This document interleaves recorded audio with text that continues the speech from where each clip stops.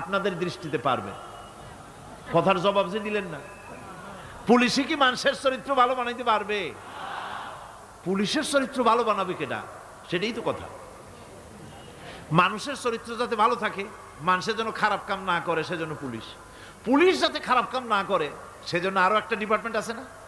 তারা যাতে খারাপ কাজ না করে, সেজন্য আর একটা আছে। এন্টি করাপশনের আবার এন্টি করাপশন আছে, তার উপর আবার এন্টি করাপশন আছে। এন্টিটার অভাব নাই। সুতরাং পুলিশ দিয়া, বিডিআর দিয়া, আর্মি দিয়া মানুষের, দেশের, জাতির চরিত্র ভালো বানানো যায় না। রাসূলুল্লাহ এ দিয়ে বানান নাই, এটা ইসলামের নিয়ম নয়।